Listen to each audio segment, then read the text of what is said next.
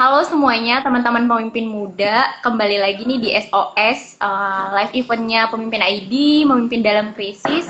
Thank you banget semuanya yang udah join. Thank you juga buat Irsyad sebagai narasumber hari ini. Semuanya kenalin aku Rini, di sini sebagai tim user acquisition dari Pemimpin ID. Mungkin aku mau jelasin dikit ya, Syad, tentang Memimpin ID. Mungkin di sini ada teman-teman yang belum tahu tentang Memimpin ID. Jadi, buat teman-teman yang mungkin masih bingung pemimpin ID itu apa sih, bergerak di bidang apa. Jadi, teman-teman, pemimpin ID itu sebenarnya kita adalah pusat pengembangan pendidikan yang bergerak di bidang kepemimpinan. Secara gampangnya mungkin teman-teman bisa bilang kita itu tempat les buat orang yang pengen belajar kepemimpinan ataupun buat orang-orang yang pengen ngembangin diri. Sederhananya kayak gitu. Nah, salah satu gerakan kita ini adalah namanya SOS yang sedang sekarang kita lakuin nih sama Irsyad. Kebetulan banget sekarang sesinya sama Irsyad. Jadi kita kedatangan narasumber Irsyad ini sekarang sebagai Presidium Nasional Forum Silaturahmi Studi Ekonomi Islam ya, Irsyad. Jadi mungkin boleh banget nih Irsyad Iya Mbak, kenalan, udah selesai. boleh kenalan nih kira-kira sekarang kesibukannya apa. Terus mungkin boleh cerita juga backgroundnya dulu sebagai apa. Silakan Syad. Baik, oke. Mbak, suaranya jelas kan ya? Maksudnya nggak putus-putus? Ya, jelas-jelas. Oke. Soalnya di sini kayaknya sinyalku nggak bagus deh. Tapi coba aja ya. Oh ya. Oke. Ya, halo selamat malam teman-teman. Semoga selalu dalam keadaan sehat dan selalu jaga kebersihan. Eh, Salam kenal, salam hormat buat teman-teman semua. Namaku Irsyad Al-Ghifari. Aku lulus dari Ilmu Ekonomi Syariah Institut Pertanian Bogor. Dan di kampus dulu aktif sebagai eh, suaranya ada nggak Mbak? Masuk, masuk, masuk.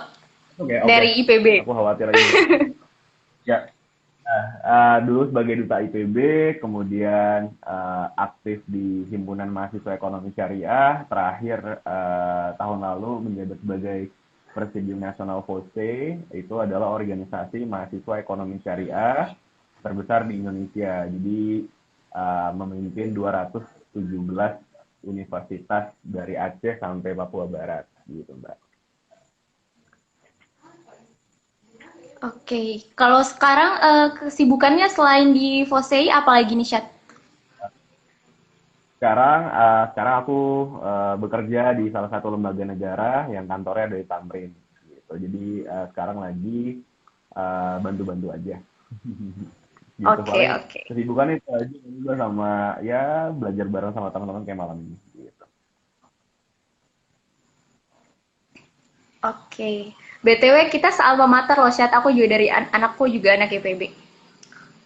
Oh iya, jurusan Iya, apa Mbak dulu? biologi tapi. Oh, Oke. biologi. Oke. Nah, ini Eh, berarti malam ini kita belajar kepemimpinan respirasi anaerob ya, atau gimana nih? biologi banget ya, anaerob.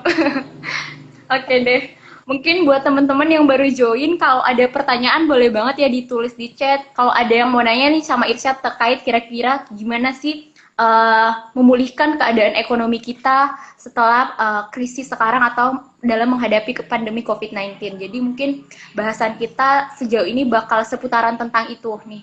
Syad sama aku kita juga sama-sama tahu ya sekarang kayaknya hampir seluruh dunia tuh lagi krisis pandemi COVID-19 ya. Bahkan Indonesia ini udah hampir 5 sampai 6 bulan kebanyakan kegiatan kita tuh dialihkan ke rumah, kerja aja jadi work from home, sekolah aja jadi diliburin gitu.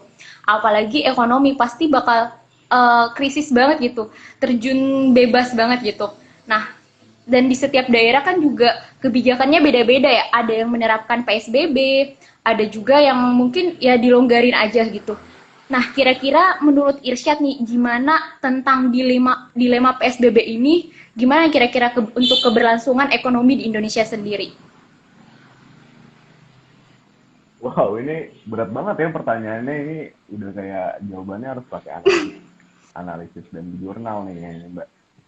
Oke. eh Tapi suaraku lancar ya Mbak, di sini aku putus-putus soalnya.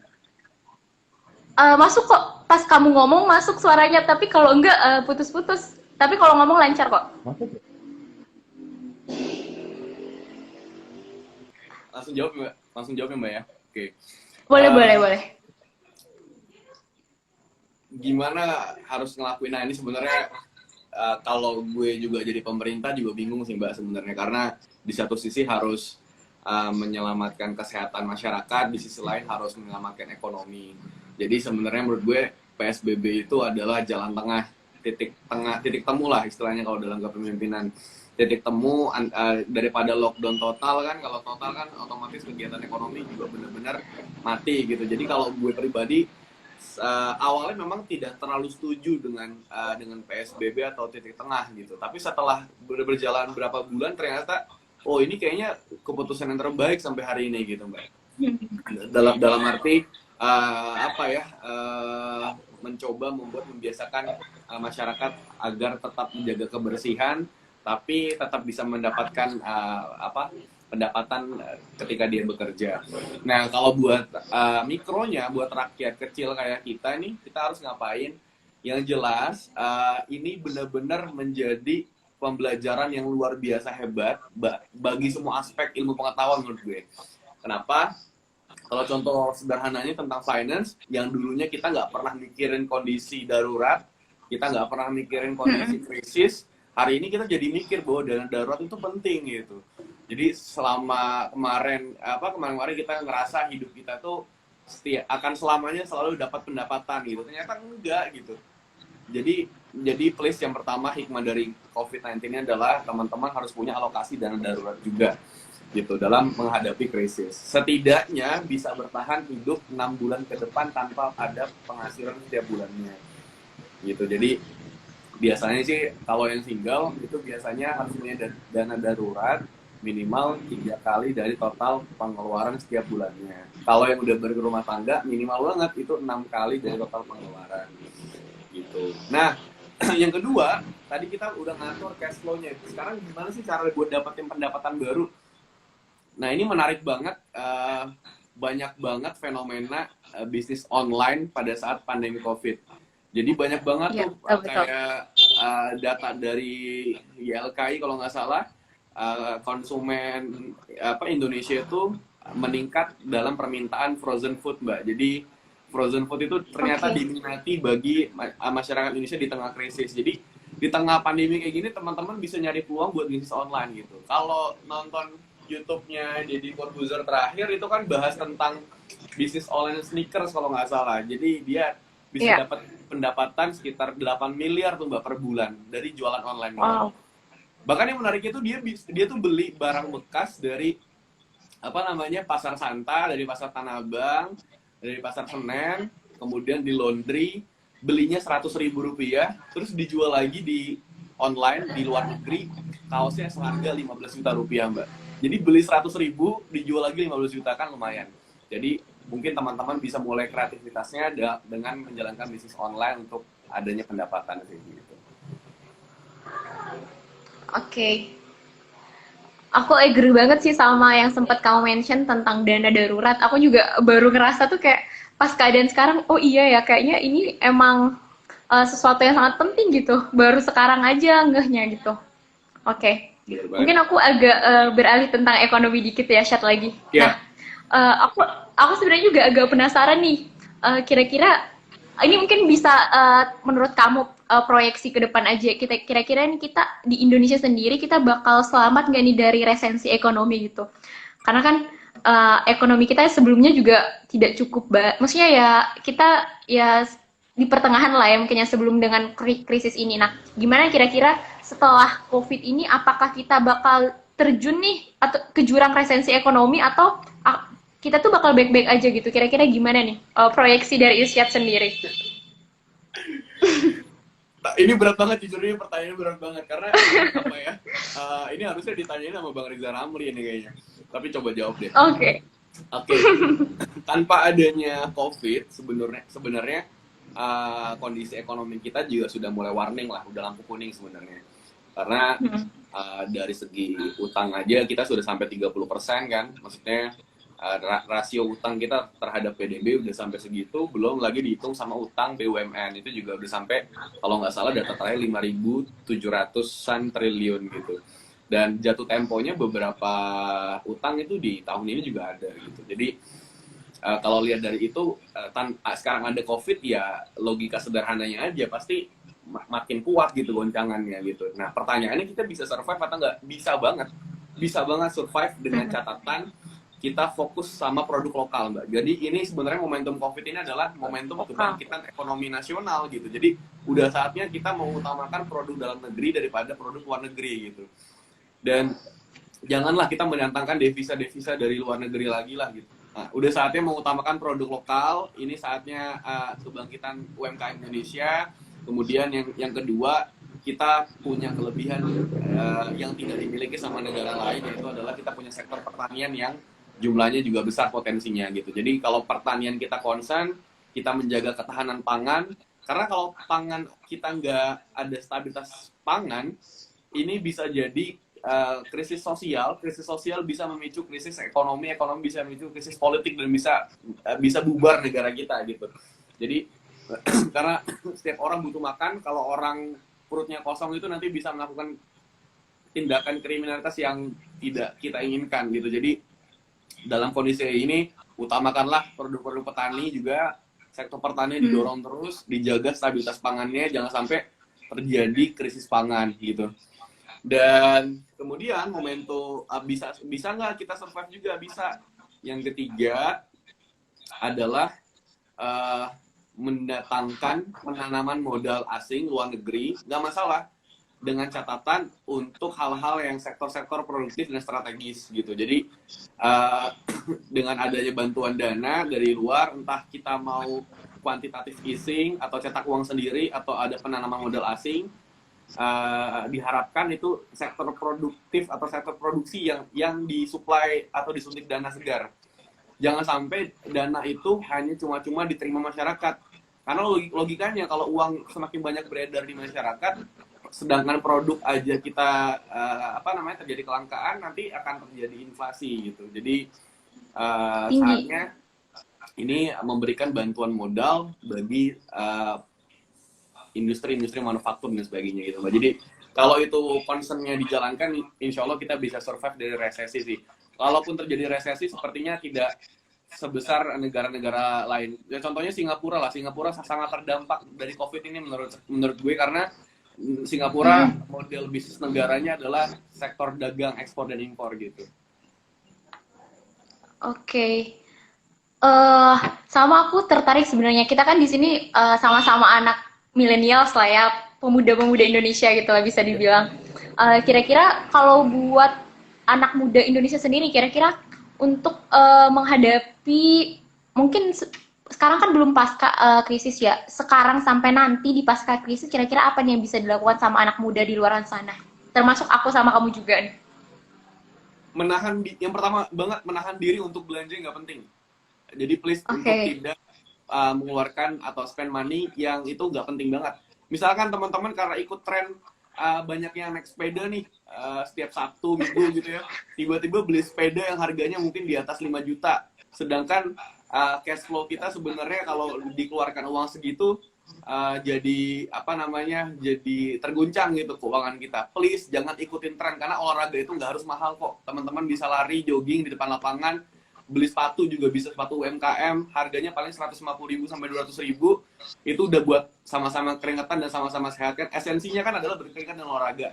Jadi kalau ikutin tren beli sepeda, sebenarnya bukannya nggak boleh beli sepeda, boleh. Tapi kalau dalam keadaan seperti ini kayaknya ada yang lebih prioritas daripada untuk beli sepeda. Itu yang pertama. Ini hanya contoh aja, tapi jangan digeneralisir bahwa Irsyad melarang beli sepeda, enggak juga gitu. Bagus kok itu buat, karena kan banyak produsen sepeda juga, nanti kalau nggak ada yang beli juga kasihan gitu. Tapi please lihat dari pertimbangan dari cash flow-nya.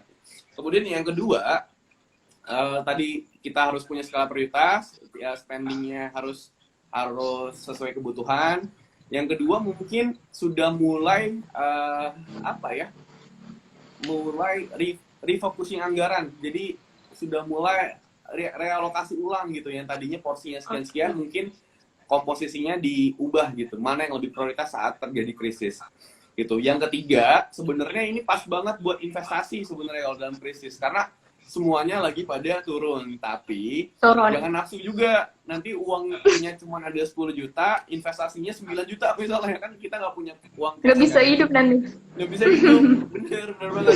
Nah, tapi pas banget sebenarnya buat investasi, karena biasanya abis terjadi krisis, itu economic rebound-nya juga tinggi banget gitu. Jadi misalkan hari ini beli satu lembar saham misalnya, harganya misalkan 1.500, jadi mungkin setahun 2 tahun ke depan itu bisa mendekati 2.000 rupiah per lembar. Itu kan lumayan, dapat 500 rupiah per lembar saham gitu. Jadi menarik banget sebenarnya, tapi please teman-teman jangan terlalu banyak, dilihat juga dari total cash flow teman-teman gitu sih. Oke. Aku agak penasaran juga nih, dan agak tertarik nih sama mau investasi di keadaan krisis. Kira-kira kalau menurut Irsyad yang paling aman sebenarnya buat kita, apalagi buat anak muda, itu sebenarnya apa sih? Emas kah mungkin? Atau saham kah buat investasi? Atau apa gitu? Oke. Ini sebenarnya harus dilurusin dulu dari makna investasi, teman-teman. Jadi kalau investasi itu tidak membuat teman-teman cepat kaya, please jangan berharap cepat kaya dari investasi. Namanya juga investasi butuh waktu yang cukup panjang. Nah, kalau yang tidak beresiko banget sebenarnya investasinya bisa sukuk atau obligasi, surat utang pemerintah atau surat utang negara. Itu karena jangka waktu investnya itu 2 tahun, 1-2 tahun biasanya. Kemudian itu ROI, return of investment-nya itu biasanya dijamin pemerintah. Jadi untung gak untung kita tetap dapat keuntungan, misalkan ROI-nya adalah yang pasti fixnya adalah 6% gitu. Jadi kalaupun investasi itu dikelolanya rugi sama pemerintah, tapi kita tetap dapat keuntungan 6% karena itu dijamin oleh negara, dijamin undang-undang. Jadi itu aman banget sih sebenarnya.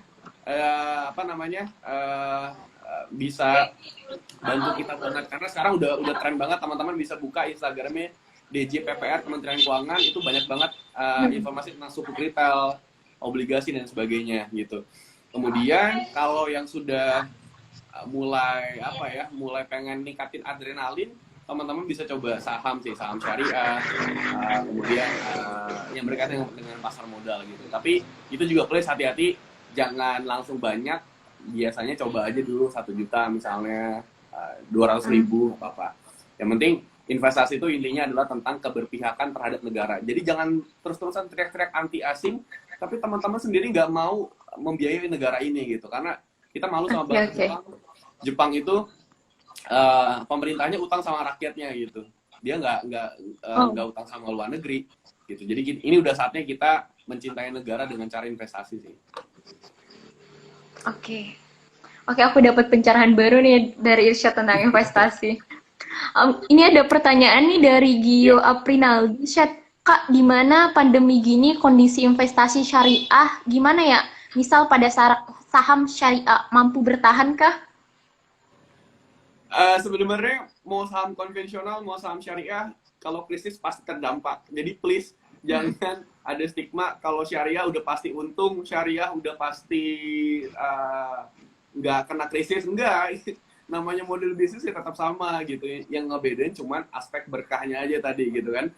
Nah, apakah sekarang bisa bertahan? Alhamdulillah sampai hari ini kan indeks di Bursa Efek Indonesia kan udah hampir mau 5.000 lagi kan. Jadi kalau lihat dari itu sih survive sih teman-teman, karena total emiten atau perusahaan yang listing di Bursa Efek Indonesia 63%-nya udah syariah. Jadi sebenarnya mayoritas saham di Indonesia itu udah syariah semua gitu. Jadi kalau lihat dari sekarang ini kita termasuk kinerja yang cukup bagus sih daripada negara-negara lain. Tapi memang tidak sebesar Amerika dan Jepang dan indeks saham yang lain, karena memang kue ekonominya juga beda gitu. Kita kan masih masuk development country, negara berkembang gitu. Oke, kata Gio dia notice aspek berkah, ya betul.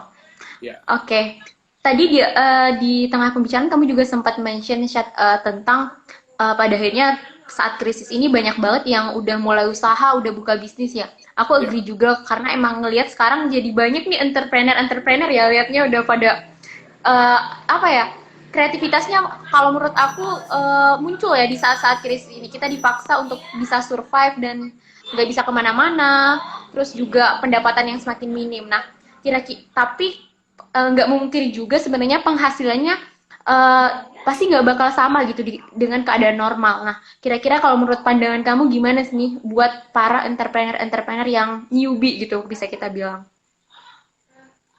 Eh, aku akan jawab berdasarkan pengalamanku juga karena aku pernah Baru. coba entrepreneur dan aku gagal gitu. Jadi Hmm. mungkin ini lebih bermanfaat daripada seminar entrepreneur yang sukses gitu ya, karena kan aku gagal gitu.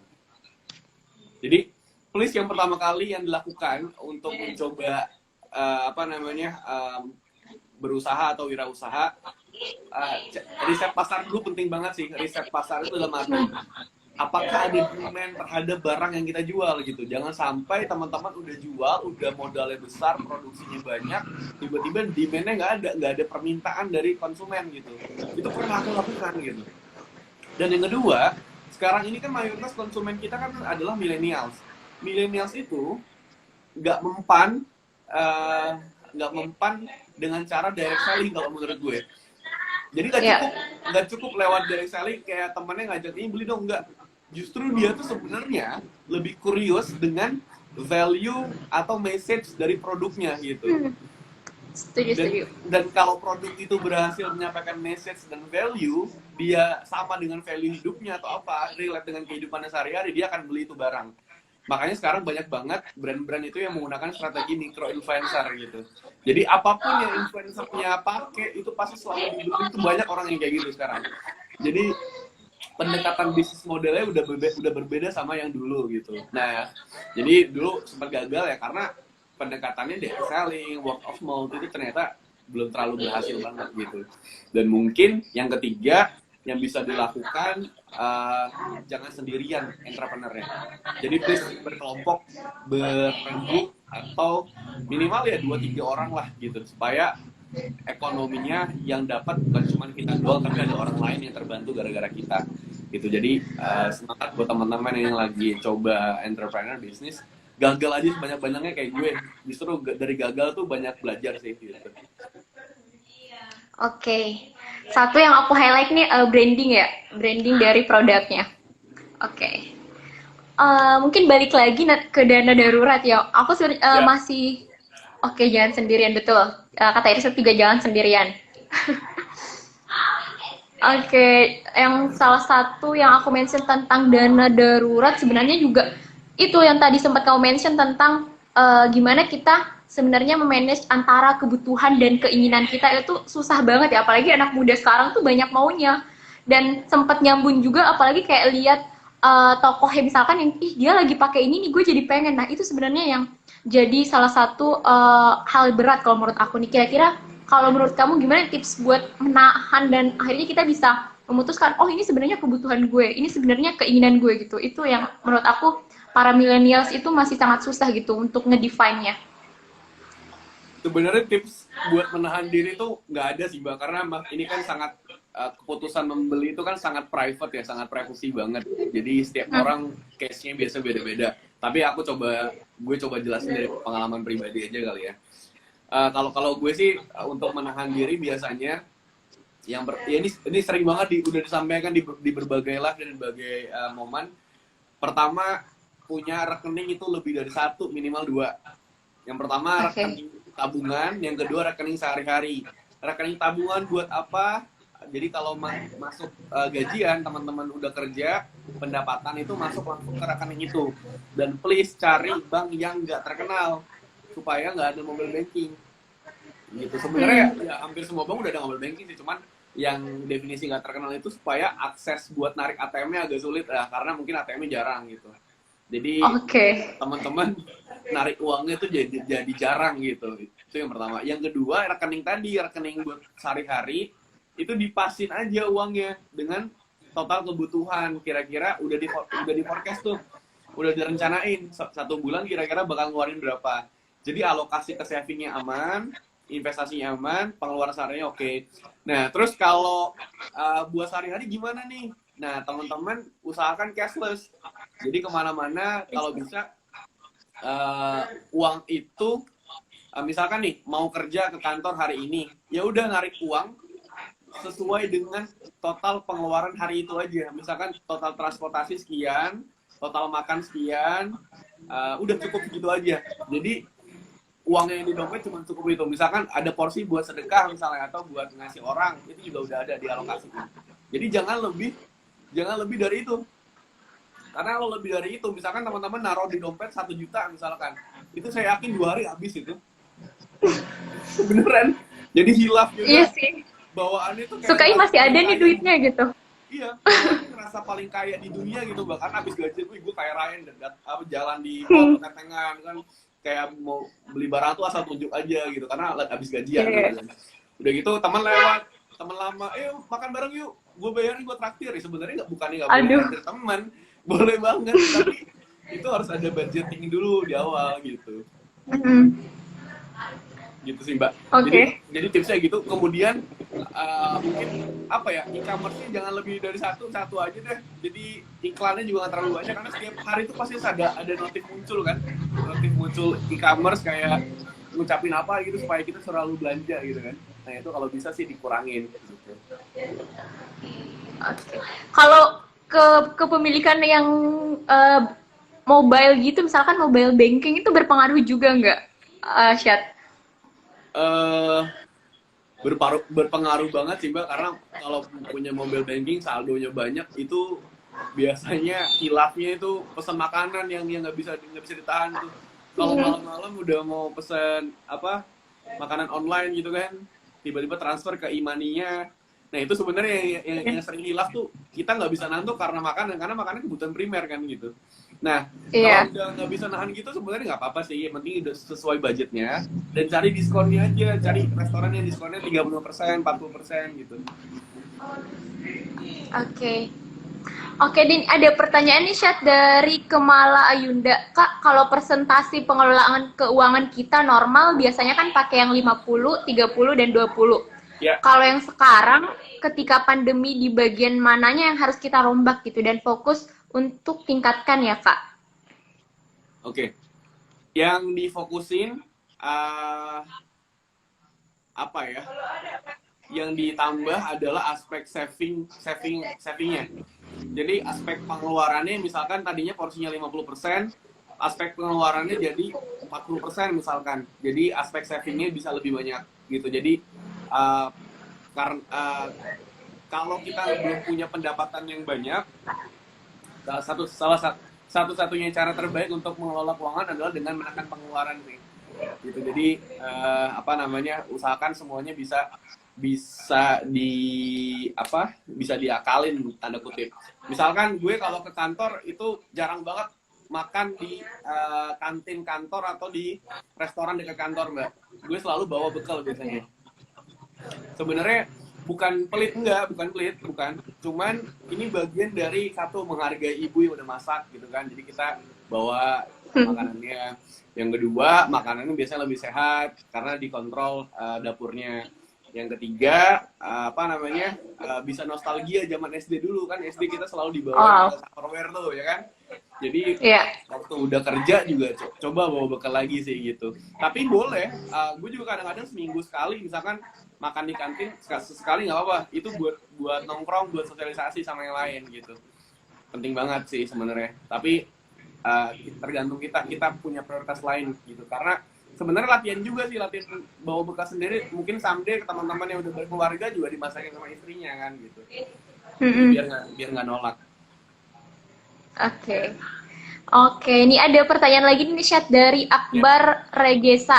Aku mau nanya dong, tadi dia nangkep yang sempat kamu mention kalau mau usaha itu kalau bisa per tim gitu. Nah dia tuh lagi agak sulit nih nemukan tim, gimana nih? Ada mungkin tips dan trik dari Irsyad dalam buat nyari partner, terus ajak teman buat usaha, kadang mereka pasti berekspektasi ada dana atau gaji gitu.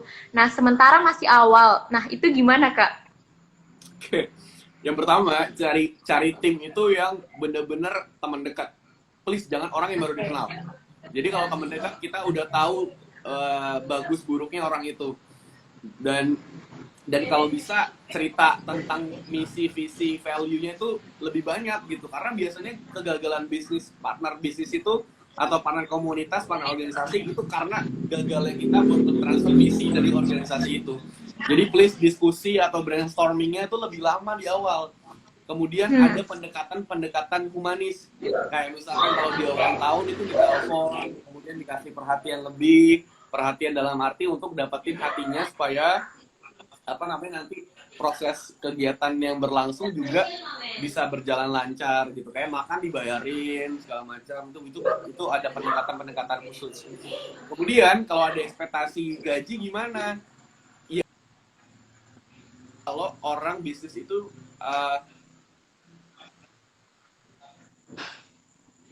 halo. Sorry Irsyad, suara kamu putus-putus, Syad. Halo? Iya. Udah bener belum, Mbak? Udah. Tadi agak keputus di tengah. Iya. Yang katanya mungkin ngobrolnya agak lama gitu. Iya, betul. Ngobrolnya harus agak lama, pendekatannya lebih mantap lah gitu. Nah, terus yang kedua, wajar sebenarnya kalau orang ekspektasi buat digaji.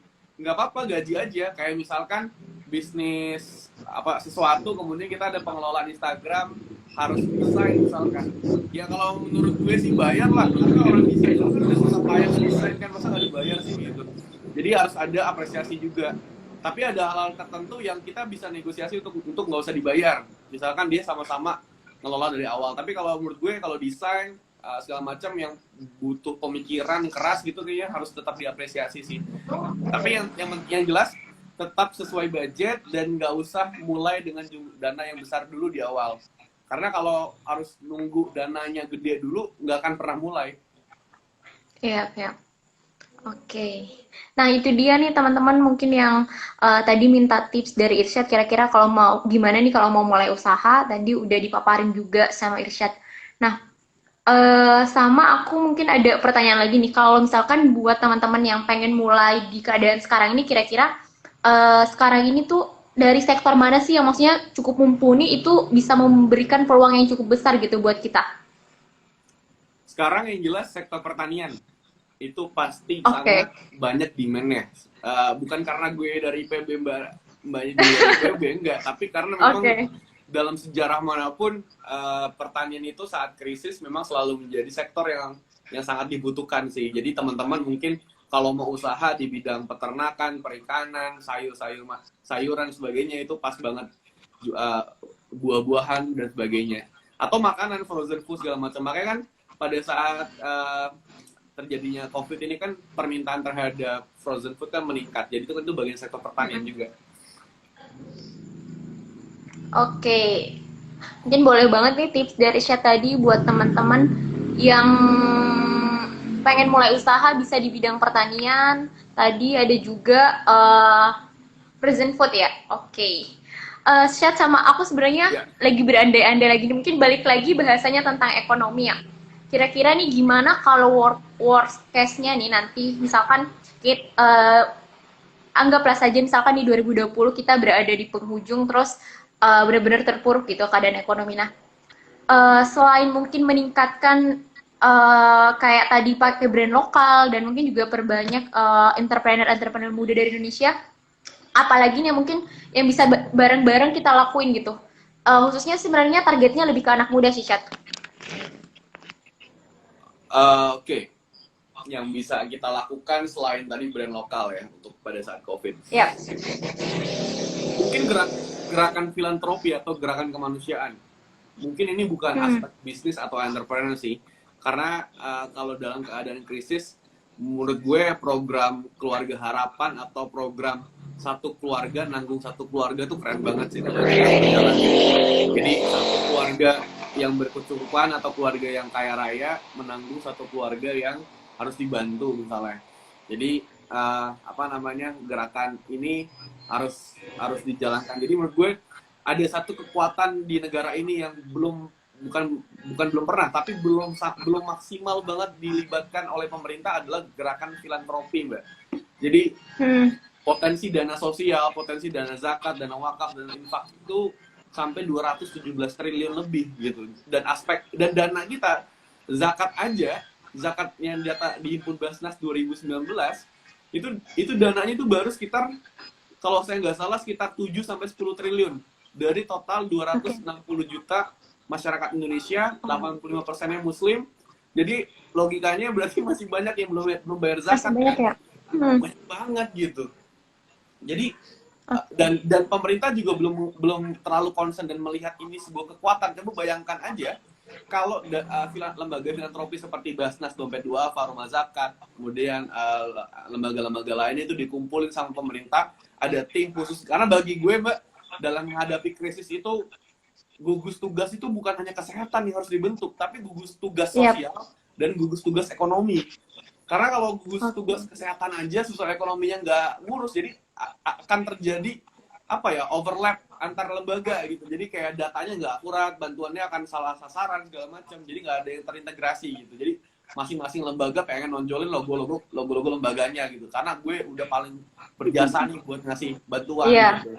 Nah, tapi kalau itu nanti ada gugus tugas khusus sosial ekonomi, jadi lembaga filantropinya bisa chip in di situ, kemudian pemerintah tanpa menggunakan dana APBN itu bisa bantu masyarakat yang terdampak ekonominya, Mbak. Dan ini kan sebenarnya mantap banget kalau ini bisa dilakukan gitu, tapi sayangnya ya gue paham sih, karena memang kompleksitas birokrasi dan ego pemerintahan. Pemerintah dan ego sektoral masing-masing lembaga tuh kuat banget sih. Iya. Gitu. Oke. Nice insight banget, Syad.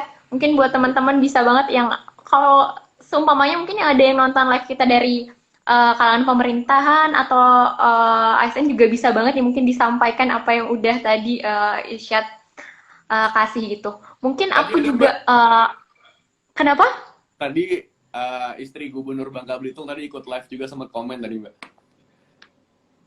Oh, oke. Iya. Wah, oke. Selamat datang, Bu. Boleh nih disampaikan tadi ke suaminya. Sama ini nih, mungkin di penghujung nih saat aku pengen nanya, kira-kira menurut kamu seberapa penting sih peran seorang pemimpin itu dalam menghadapi kondisi krisis saat ini gitu? Sudah penting banget. Jadi buat apa kita ada pemilu, buat apa kita ada pilkada, buat apa kita ada electoral vote kalau kita tidak memilih seorang pemimpin. Beda hal pemimpin dengan pimpinan. Pemimpin itu punya visi, punya arahan, punya rangkulan. Jadi ada filosofinya, bukan filosofi payung. Kalau kata foundernya Rumah Millennials, Mas Taufan Akbari itu selalu bilang bahwa gaya kepemimpinan masa depan itu bukan gaya kepemimpinan payung. Payung itu adalah satu orang yang mewadahi banyak orang atau banyak lembaga.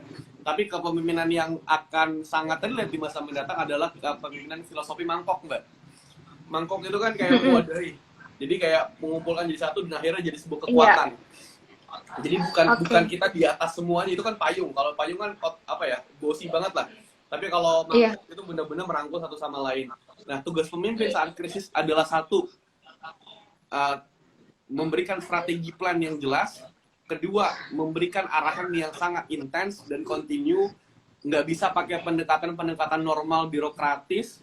Udah saatnya rapat itu nggak usah formal. Udah rapat terabas aja dengan WhatsApp chat misalnya. Koordinasi kencang gitu kan. Bikin terobosan baru gitu, nanti suratnya dikirim sama sekretaris lewat WhatsApp-nya juga, WhatsApp grupnya, jadi cepet banget tuh kan buat ngatasinnya gitu. Kemudian nggak perlu surat undangan saat rapat, saat krisis, udah terabas aja birokrasinya dengan cara bikin maklumat yang isinya entah gimana caranya gitu. Pokoknya rapat kalau pimpinannya manggil langsung datang gitu, tanpa harus ada surat undangan yang nunggu birokrasinya lama dulu buat drafting surat segala macam kan gitu. Kemudian saat krisis juga dibutuhkan kehadiran seorang pemimpin. Dia muncul dengan menyampaikan message, menyampaikan pesan, deliver speech-nya untuk menenangkan masyarakat, dan dia harus transparan dan jujur. Bilang apa adanya kalau memang kita nggak sanggup lagi misalnya. Bilang apa adanya kalau memang ada hal yang kesulitan, supaya nanti semua elemen bersatu gitu, Mbak. Karena saat krisis yang dibutuhkan Oke. adalah kepercayaan, yang dibutuhkan adalah persatuan, bukan perpecahan gitu. Jadi kita gimana bisa menang lawan corona kalau kita aja masih bertengkar di WhatsApp group gitu. Oke, thank you banget nih Mas Irsyad. Mungkin terakhir nih aku ada ini lagi.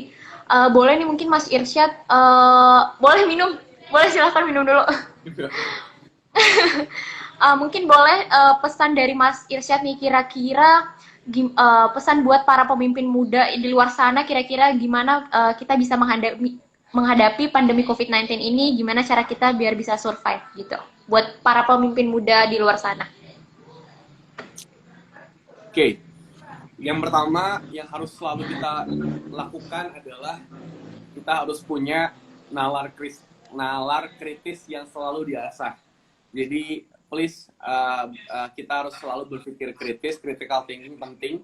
Tapi bukan berarti kritis itu harus selalu kritik gitu.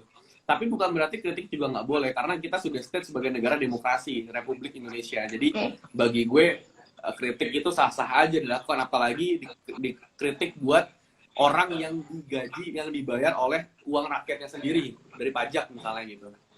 Tapi kalau terus-terusan seperti itu menurut gue itu nggak menghasilkan solusi juga sih. Jadi bagi-bagi tugas aja gitu. Tapi kalau semuanya kritik doang, menyebarkan pesan negatif dan pesimis, ini juga jadi bahaya. Tapi yang kayak gitu boleh nggak? Boleh, karena bagi gue itu bernegara itu kayak orkestrasi gitu. Kita harus ada dirijennya, harus ada yang main saksofonnya, harus ada yang main pianonya, kemudian ada yang main gitarnya, biolanya. Jadi berbeda nggak masalah gitu, karena kita negara yang sangat majemuk. Nah, buat anak-anak muda yang masih latihan di kampus, yang masih latihan di dunia kerja yang masih baru, ini yang biasanya selalu dikeluhkan, anak muda itu tidak punya advertise question, jadi tidak punya daya tahan dalam menghadapi sebuah tekanan masalah nih Mbak. Biasanya kalau kerja, bosnya itu nyecer komunikasi terus-terusan, itu udah mulai benteng, mulai beda. Jadi yang ada gibahin atasannya dari belakang, gibahin ketua organisasinya dari belakang. Jadi please kurangin ngeluh, banyakin karya gitu. Jadi momen pandemi ini jadi momentum banget untuk memperluas hati, memperluas pikiran, dan mempersempit ngeluh. Jadi bagi gue pemimpin itu yang selalu menyebarkan inspirasi, hal yang positif, dan kepemimpinan itu seperti pelukis. Setiap orang bisa punya kanvas, tapi belum tentu bisa menggunakan kuas. Udah bisa menggunakan kuas aja, belum tentu bisa menghasilkan lukisan yang bagus. Jadi pemimpin juga sama, setiap orang bisa punya jabatan, setiap orang bisa punya posisi, tapi belum tentu semua orang bisa menggunakan jabatan dan posisi itu untuk memberikan karya terbaiknya yang memberikan kesejahteraan bagi masyarakat. Jadi please latihan belajar kepemimpinan dari banyak orang, banyak bacaan, dan banyak aspek kehidupan. Oke, mungkin kita udah hampir sejam juga nih teman-teman. Thank you banget nih udah join hari ini, dan thank you banget juga Irsyad. Semoga dari apa yang obrolan aku tadi sama Irsyad ada banyak insight-insight yang teman-teman mungkin bisa jadi bahan pembelajaran gitu. Mungkin satu lagi nih, ada pertanyaan nih, boleh nih Irsyad? Gak apa-apa, boleh. Jam 9 juga boleh. Oke, kamu free kan ya? Free, Mbak. Soalnya banyak yang antusias nih, aku kayak nggak enak kalau misalkan nggak kejawab juga. Kata Asmia Waludin, cara menghadapi pemimpin yang otoriter terbuka gimana Kak? Pemimpin otoriter terbuka. Oke. Halo? Ya. Oke, masuk. Mbak. Halo. Masuk. Udah ya? Masuk. Ya. Nah, biasanya pemimpin otoriter itu, ini pengalaman gue sih. Pemimpin otoriter itu sulit banget buat dideketin. Jadi untuk menghadapi pemimpin otoriter, cara kita memberikan saran dan kritik itu beda banget. Caranya kita harus jadi orang yang dipercaya dulu sama pemimpin otoriter itu. Jadi buat merubah dia tidak otoriter lagi adalah masuk dia dari dalam. Dan jangan pernah teman-teman terlihat kontra di depan umum sama dia, karena orang yang otoriter tuh pasti dia akan memendam kesalahan, mungkin dendam yang berkepanjangan sama orang yang kritik dia di depan umum. Jadi yang otoriter itu biasanya sebenarnya orangnya itu melankolis dan mudah luluh kalau dideketin secara personal. Jadi teman-teman bisa masuk lewat pendekatan personal dulu sama mereka, sama pemimpin otoriter itu, entah bisa ngobrolin kehidupan sehari-hari dan sebagainya. Lama-lama dia akan percaya sama kita. Jadi apapun keputusan ke depan dia pasti akan nanya kita. Jangan kira orang yang otoriter itu nggak minta saran juga sama orang terdekatnya. Dia masih tetap minta saran supaya dia itu dapat kepercayaan diri, karena biasanya pemimpin otoriter itu nggak percaya diri, makanya dia otoriter. Dia nggak percaya diri dengan kemampuannya, makanya dia melakukan kekuasaannya sewenang-wenang gitu. Karena dia untuk menutupi kekurangannya dia yang mungkin dia nggak capable di bidang itu misalnya. Makanya dia otoriter. Jadi pendekatannya teman-teman bisa masuk secara personal, ambil hatinya, jadi orang kepercayaannya, dan teman-teman bisa mengubah otoriter itu dengan kepemimpinan kolektif kolegial. Karena kalau gue pribadi dari dulu di kampus ngambil keputusan itu pasti ngelibatin banyak orang dan banyak pihak, nggak pernah mau sendirian. Dan bahkan setiap kali mimpin rapat, Mbak, dulu gue selalu menggilir yang mimpin rapat. Misalkan gue ketua kepanitiaannya, tapi gue tunjuk supaya untuk mimpin rapat minggu depan misalkan adalah staff yang mungkin posisinya secara struktur dia paling bawah gitu. Karena gue nggak pengen banget setiap orang yang datang rapat itu cuma dengerin gue ceramah, cuman dengerin gue ngomong. Karena gue pengen orang yang datang rapat itu semuanya punya hak dan kesempatan yang sama buat berbicara gitu. Karena itu esensi rapat adalah musyawarah mufakat dan demokrasi. Jadi jangan sampai pemimpin itu menutupi potensi orang lain sehingga dia nggak bisa berkembang gitu. Jadi kadang suka digilir. Jadi yang mimpin rapat adalah misalkan staff dia perempuan, kemudian dia posisinya staff biasa gitu ya, mohon maaf.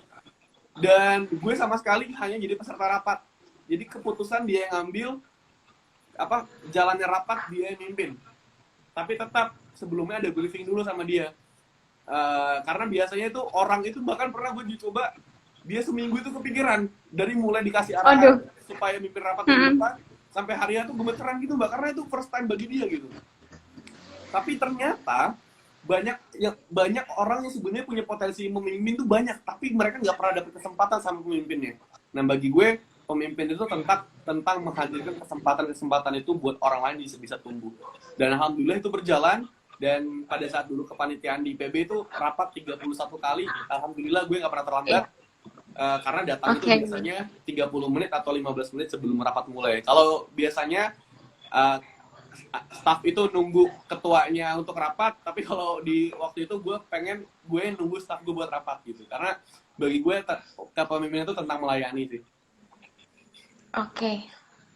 Oke, tadi yang mungkin yang teman-teman perlu mention adalah bangun trust-nya gitu. Kalau misalkan menghadapi pemimpin-pemimpin yang otoriter, agak serem juga sebenarnya kalau misalkan pemimpin yang otoriter tuh kadang membunuh potensi-potensi karyawannya karena mereka udah takut duluan ya sebelum mengemukakan argumen ya, biasanya kayak gitu sih. Oke, katanya terima kasih Syad dari Asmia Waludin. Oke, semoga tadi bisa dapat insight dari Irsyad. Oke deh, karena ini udah enggak ada pertanyaan juga, aku bakal tutup ya Syad. Thank you banget ya Irsyad udah meluangkan waktunya. Hampir sejam aku ngambil waktunya Irsyad. Thank you banget, banyak banget insight-insight pelajaran baru dari aku pribadi juga sebenarnya banyak banget yang aku dapat dari Irsyad. Semoga teman-teman di luar sana, teman-teman pemimpin muda juga bisa dapat banyak pembelajaran gitu, dan kita bisa sama-sama survive dan bisa sama-sama menghadapi pandemi COVID-19 ini. Dan buat Mas Irsyad juga stay safe, semoga juga tetap sehat selalu, tetap dilancarkan semua urusannya, dan buat teman-teman juga stay safe. Aku punya satu quotes nih dari aku sendiri, tadi agak sempat merancang. Nah, karena sebenarnya salah satu misinya pemimpin Indonesia sendiri sebenarnya adalah membangun ataupun mencari bibit-bibit pemimpin gitu. Karena sebenarnya kita di pemimpin ID itu percaya gitu. Semua orang sebenarnya bisa jadi seorang pemimpin gitu. Nah, makanya sekarang juga salah satunya adalah memimpin diri sendiri. Mungkin di keadaan krisis ini, teman-teman bisa banget dapat banyak pembelajaran dimulai dari memimpin dirinya sendiri. Makanya dimulai dari diri sendiri aja dulu buat memimpinnya, karena kalau bukan kita yang mulai ya siapa lagi gitu. Oke, mohon maaf nih teman-teman apabila ada kesalahan dalam penyampaian kami. Terima kasih banyak. Nanti aku bakal save kok video ini. Makasih ya Mirsya. Dah semuanya. Udah. Oke.